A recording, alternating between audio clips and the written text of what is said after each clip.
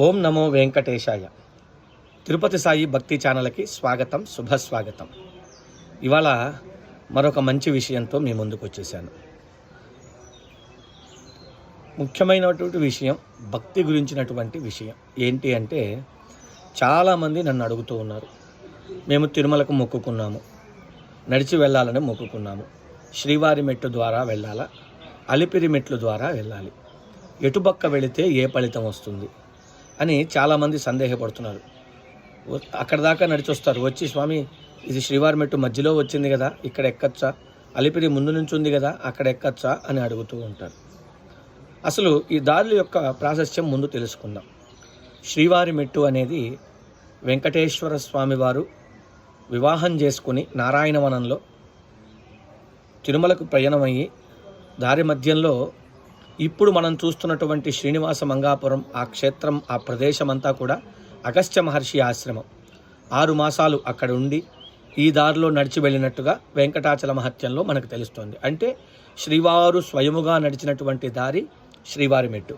అదేవిధంగా అలిపిరిలో ఉన్నటువంటి మెట్లు ఏంటయ్యా అంటే, రామానుజాచార్యులు వారు మెట్టు మీద పాదం పెట్టకూడదు, ప్రతి ఒక్కటి మహర్షులే అని చెప్పి ఆ అలిపిరి దగ్గర కూర్చొని స్వామి కోసం తపస్సు చేస్తే, ధ్యానం చేస్తే స్వామి దిగి వచ్చినటువంటి దారి ఆ దారి.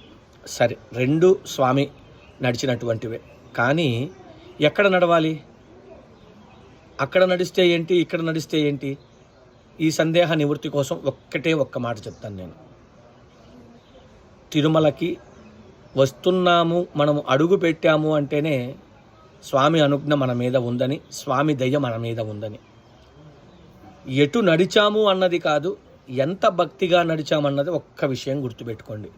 అలిపిరిలో నడిచినా, శ్రీవారి మెట్టులో నడిచినా, బస్సులో వెళ్ళినా, కారులో వెళ్ళినా, ఎలా వెళ్ళినా సరే ఎంత భక్తిగా తిరుమల చేరుకున్నాము, ఎంత ఎక్కువ భగవన్నామాన్ని చెప్పాము, తిరుమలలో ఉన్నంతసేపైనా భగవత్ చింతన ఎంతసేపు చేయగలిగాము, మనస్సు భగవంతుని మీద ఎంతసేపు లగ్నం చేయగలిగాము, ఇదొక్క ప్రశ్న మనం వేసుకుంటే ఎటు వెళ్ళాలి, ఎలా వెళ్ళాలనేది మన మనసుకే తెలుస్తుంది. దయచేసి భక్తులారా, ఎటువంటి అపోహలు నమ్మద్దు.